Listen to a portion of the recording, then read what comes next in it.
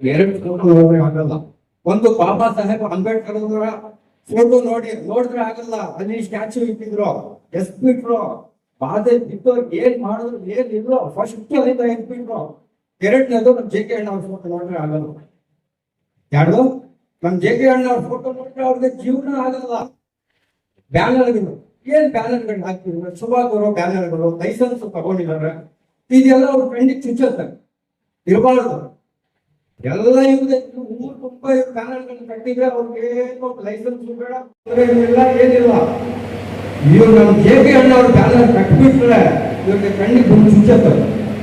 ಏನು ಅಂತ ಅವಶ್ಯಕತೆ ಇತ್ತು ತೆಗೆಯೋದು? ಲೈಸೆನ್ಸ್ ತಗೊಂಡಿದ್ದಾರೆ, ಪರ್ಮಿಷನ್ ತಗೊಂಡಿದ್ದಾರೆ. ಈ ವೇದಿಕೆ ಮುಖಾಂತರ ನಾನು MC ಸುಧಾಕರ್ ಅವರಿಗೆ ಡೈರೆಕ್ಟ್ ಸವಾಲ್ ಹಾಕ್ತೀನಿ. 2 ವರ್ಷ ಬರೀ 2 ವರ್ಷದಲ್ಲಿ ನೀವು ಮನೆಯಲ್ಲಿ ಕೂತ್ಕೊಂತೀರಾ, ಊರೆಲ್ಲ ನಾವು ಫೋಟೋ ಹಾಕ್ತೀವಿ. ಆ ತೆಗೀರಿ. ಅಧಿಕಾರ ಇದ್ದಾಗ ನೀವು ಚಲಾಯಿಸೋಲ್ಲ, 2 ವರ್ಷದಲ್ಲಿ ಮನೆಯಲ್ಲಿ ಕೂತ್ಕೊಂತೀರಾ. ಆವಾಗ ನಿಮ್ಗೆ ತಾಕತ್ತು ದಮ್ಮು ಇದ್ರೆ ಆವಾಗ ತೆಗ್ಸಿ ನೋಡೋಣ. ಇನ್ನೊಂದು, ನೆನ್ನೆ ನಾವು ಪ್ರೋಗ್ರಾಮ್ ಅಲ್ಲಿ ಇದ್ವಿ, ಫೋನ್ ಬಂತು, ನಮಗೂ ಫೋನ್ ಬಂತು, ಈಗ ತೆಗ್ಸ್ತಾ ಇದ್ದಾರೆ ಅಂದ್ಬಿಟ್ಟು. ಆಗ ನಮ್ಮ ಹಿರಿಯರು ಒಬ್ರು ಹೇಳಿದ್ರು, ತುಂಬಾ ಚೆನ್ನಾಗಿ ಹೇಳಿದ್ರು ಅವರು, ಹೋಗಿ ತೆಗ್ದ್ರೆ ತೆಗ್ಲಿ ಬಿಡಪ್ಪ, ಅವನಿಗೆ ಪಾಪ ಮಿನಿಸ್ಟ್ರಿಶಿಪ್ ಹೊರಟೋಗಿದೆ, ಆ ಟೆನ್ಷನ್ ಅಲ್ಲ ಅವನೇ, ಏನೋ ಖುಷಿ ಪಡ್ಲಿ ಬಿಡಪ್ಪ, ನಾನು ಬೇಕಾದ್ರೆ ಅವ್ನು ಬ್ಯಾನರ್ ತೆಗ್ದ್ಬಿಟ್ಟು ಅಂದ್ರು. ಹಂಗೆ ನೋಡಿ, IDSMT ಕಂಪ್ಲೇಂಟ್ ಬಗ್ಗೆ ಒಂದು 2 ಮಾತು ಹೇಳ್ತೀನಿ, ಹೊಟ್ಟೆ ಉರಿಯಂತೆ.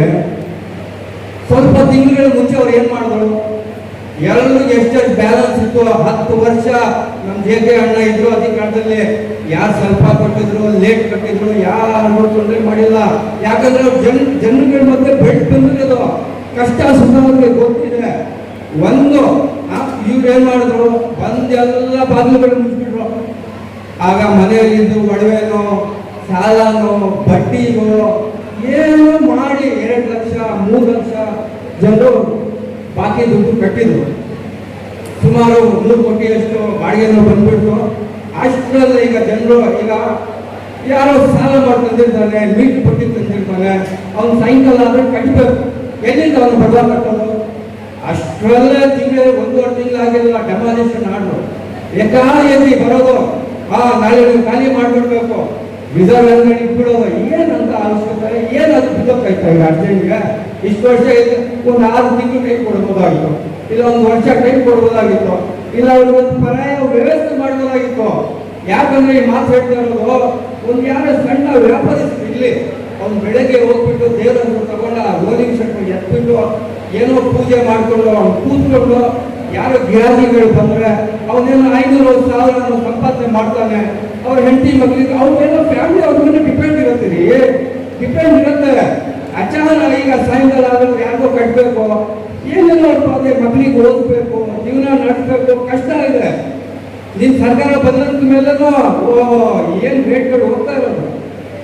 ಇಂಥ ಟೈಮಲ್ಲಿ ನಿಮಗೆ ಜನರು ಅಧಿಕಾರ ಕೊಟ್ಟರಲ್ಲ, ಇದು ಹೆಂಗಿದೆ ಅಂದ್ರೆ ಕೋರ್ಟ್ ಕೊಟ್ಬಿಟ್ಟು ಹೊಡಿದಿ ಸಾರ್ ಅಂತ ಆಯ್ತು.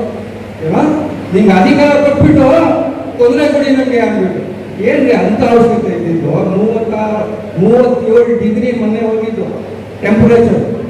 ಮುಂಗಡೆ ರೇಖೆಗಳೆಲ್ಲ ಕಿತ್ಬಿಟ್ನಲ್ಲ, ಏನ್ ಸಾಧನೆ ಅದು ನೀವು ಮಾಡ್ಬಿಟ್ಟ? ಸಿಂಗಾಪುರು ಮುಕ್ತಾಯ ಆಗೋದ ಎಲ್ಲದು.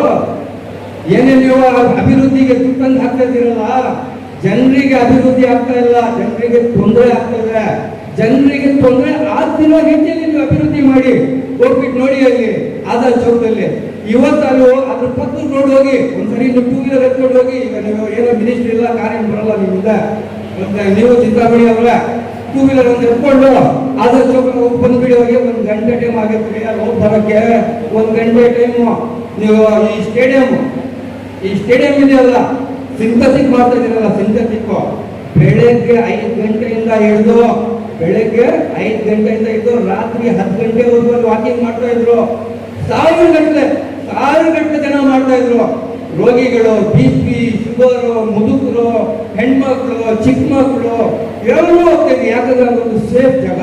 ಅಲ್ಲಿ ಒಂದು ಜನರಿಗೆ ಐಡಿಯಾ ಸಿಗ್ತಾ ಇತ್ತು, ಹಿಂಗೆ ಒಂದು ರೌಂಡ್ ಹೊಡೆದ್ರೆ ಇಷ್ಟು ಕಿಲೋಮೀಟರ್ ಅಂದ್ಬಿಟ್ಟು 4 ರೌಂಡು 3 ರೌಂಡು ಹೊಡ್ಕೊಂಡು ಬರ್ತಾ ಇದ್ರು. ಈಗ ಏನಂದ್ರೆ ಅವ್ರಿಗೆಲ್ಲ ನಿಲ್ಲಿಸ್ಬಿಟ್ಟು ಸಿಂಥೆಟಿಕ್. ಏನಂತ ಅವಶ್ಯಕತೆ ನಮಗೆ ಚಿಂತಾಮಣಿಗೆ ಸಿಂಥೆಟಿಕ್ ಇವ್ರು ವಾಕಿಂಗ್ ಮುಖ್ಯನಾ ಸಿಂಥೆಟಿಕ್ ಟ್ರ್ಯಾಕ್ ಮುಖ್ಯನಾ ಮಾಡ್ಬೇಕಾಗಿತ್ತು ಊರಾಚೆ ಎಲ್ಲಾದ್ರು. ಈಗ ನೀವು ಅದು ಬೆಟ್ಟ ಕೆಡು ಮಾಡಿಬಿಟ್ಟು ಅಲ್ಲಿ ಮಾಡ್ತಾ ಇಲ್ವಾ, ಎಲ್ಲ ಮರ ಗಿಡಗಳೆಲ್ಲ ನಾಶ ಮಾಡ್ಬಿಟ್ಟು ಅಲ್ಲಿ ಕಾಲೇಜ್ ಮಾಡ್ತಾ ಇಲ್ವಾ? ಹಂಗೆಲ್ಲರೂ ಮಾಡ್ಬೇಕು. ಇನ್ನೊಂದು ಯಾವ್ದಾದ್ರು ಬೆಟ್ಟ ಇಟ್ಕೊಂಡು ನಾಶ ಮಾಡ್ಬಿಡಿ, ಇಷ್ಟೇ ನಾಶ ಆಗುತ್ತೆ ಅಂತ ಏನದ್ರಲ್ಲಿ ಅದನ್ನು ಮಾಡ್ಬಿಡಿ. ಇವೆಲ್ಲ ಶಾಪ ನಿಮ್ಗೆ ತಕ್ಕಂತೀರಿ. ಜನರಿಗೆ ಅಭಿವೃದ್ಧಿ ಮಾಡ್ರಿ. ಅವ್ರು ಹೋಗಿ ಅಂಗಡಿಯಲ್ಲಿ ಕೂತ್ಕೊಂಡ್ರೆ 1,000 ರೂಪಾಯಿ ಬದಲು 2,000 ಅವ್ರು ಸಂಪಾದನೆ ಮಾಡ್ಕೊಂಡು ಬರೋ ರೀತಿಯಲ್ಲಿ ಅವ್ರಿಗೆ ಅಭಿವೃದ್ಧಿ ಮಾಡ್ರಿ. ಒಳ್ಳೆ ಸ್ಕೀಮ್ಗಳು ತಂದ್ಕೊಡ್ರಿ. ಆಗ ನಿಮ್ಗೆ ಪ್ರಶಂಸೆ ಮಾಡ್ತಾರೆ. ಊರ ಅಭಿವೃದ್ಧಿ ಅಂದ್ಬಿಟ್ಟು 2 ಮನೆ ಹಾಳು ಮಾಡಕ್ಕೆ ಇದ್ದೀರಿ ನೀವು. ನೆಮ್ಮದಿನ ಇಲ್ಲ ಅವ್ರ ಚಿಂತಾಮಣಿಯಲ್ಲಿ. 2 ವರ್ಷ ಈ ವೇದಿಕೆ ಮುಖಾಂತರ ಈ ವೇದಿಕೆ ಎದೆ ತಟ್ಟಿ ಹೇಳ್ತೀನಿ, ನನ್ನ JK ಅಣ್ಣ ಗೆದ್ದು ಬರ್ತಾರೆ. ಮತ್ತೆ ಇಲ್ಲಿರೋರು ಎಲ್ರಿಗೂ ಒಂದು ಇದು ಅದೇ, ನಾವು ಗೆದ್ದಿರೋದು ನಮ್ಮ ಮತ ಹಾಕಿರೋದು, ಅವ್ರು ನಮ್ ಕೆಲಸದವರು, ನಾವು ಕೆಲಸದವರಲ್ಲ. ಎಲ್ಲಾದ್ರೂ ಅನ್ಯಾಯ. ಇವತ್ತು ನಂಗೆ ಅನ್ಯಾಯ ಆಗ್ತಿದೆ, ನೀವು ಎತ್ತಬೇಕು ಧ್ವನಿ. ನಿಮ್ಗೆ ಅನ್ಯಾಯ ಆಗ್ತಿದೆ, ನಾನು ಎತ್ತಬೇಕು. ಒಬ್ರಿಗೊಬ್ರು ಧ್ವನಿ ಎತ್ತಿದ್ರೇನೆ ಒಬ್ರದ್ದು ಮನೆ ನಿಲ್ಲೋದು. ಬಿಡಪ್ಪ ಅವ್ನು ಯಾವ್ದೋ ಅಂಗಡಿ ಹೋಗ್ತಾ ಇದೆ, ಅವ್ನು ಬಿಡಪ್ಪ ಅವ್ನು ಯಾವ್ದೋ ಗೋಡ ನಮಗೂ ಬರುತ್ತೆ. ಇವತ್ತು ಮೈಂಡ್ ಲೋಡ್ ಮಾಡ್ತಾ ಇದಾರೆ, ನಾಳೆ ಗಲ್ಲಿಗೂ ನುಗ್ತಾರೆ ಇವರು ಅಭಿವೃದ್ಧಿ ಹೆಸರಲ್ಲಿ. ಏನ್ ಅಭಿವೃದ್ಧಿ ಆಗ್ತಾರಲ್ವ, ಇವ್ರ ಮನೆ ಅಭಿವೃದ್ಧಿ ಮಾಡ್ಕೊಂತಾರಲ್ವ. ಅದಕ್ಕೆ ಎಲ್ಲರೂ ಏನೇ ನಿನ್ ಬಾಧೆ ಇಲ್ಲಿ, ನಿಮ್ದು ಏನೇ ಒಂದು ತೊಂದರೆ ನಿಮ್ಗೆ ಆಗ್ಲಿ, ಧಾರಾಳವಾಗಿ ಬಂದು ನಮ್ಮ JK ಅಣ್ಣ ಇದ್ದಾರೆ. ಸುಧಾಕರ್ ಅಂತಾರಲ್ಲ, ಸುಧಾಕರ್ 10 ವರ್ಷ ಮನೇಲಿ ಕೂತಿದ್ರು. ಬನ್ನಿ ಅಣ್ಣ ಹತ್ರ ಇದೆ, ಹೌದಪ್ಪ ನಾನು ಸೋತಿರೋ ಅಣ್ಣ, ಅವ್ರಿಗೆ ತೊಂದರೆ ಆಗ್ತಾ ಇದ್ರೆ ಅಣ್ಣ ಆಗ್ಲಿ ಬಿಡು, ಮನೇಲಿ ಕೂರಿಸಿಲ್ಲ ನನಗೆ ಅಂತಾರಲ್ಲ ನಮ್ಮ JK ಅಣ್ಣ. ಸೋತಿದ್ ಮಾನ್ಯ ದಿನದಿಂದ ನಮ್ಮಲ್ಲಿದ್ದಾರೆ, ಎಲ್ಲಿ ಕಡಿದ್ರು ಬರ್ತಾ ಇದ್ದಾರೆ. ನಾವು ಏನ್ ಹೇಳಿದ್ರು ಸ್ಪಂದನೆ ಮಾಡ್ತಾ ಇದ್ದಾರೆ. ಅಂತವ್ರ ಜೊತೆ ನೀವು ಬನ್ನಿ, ಬಂದು ಅವ್ರಿಗೆ ಹೇಳಿ ನಿಮ್ಮ ಬಾಧೆಗಳಿಗೆ, ನಿಮ್ಮ ಟೆನ್ಷನ್ಗಳಿಗೆ ಸ್ಪಂದನೆ ಮಾಡ್ತಾರೆ. ಮತ್ತೆ ಯಾರು ಭಯ ಬೀಳೋ ಅವಶ್ಯಕತೆ ಇಲ್ಲ. ಓಪನ್ ಆಗಿ ಎಲ್ಲರೂ ಮನಸ್ಸಲ್ಲಿದೆ. ಈ ಸರಿ ಸುಧಾಕರ್ ಸೋಲ್ಸ್ಬೇಕು. ನೀವು ಸುಧಾಕರ್ ರೆಡ್ಡಿ ಅವ್ರದ್ದು ಎಲ್ರಿಗೂ ಖುಷಿ ಇದೆ ಮಿನಿಸ್ಟ್ರಿ ಪೋಸ್ಟ್ ಹೋಗಿರೋದು. ಅರ್ಥಗಾವಲ್ಲಪ್ಪ ನೋಡಲ್ಲ.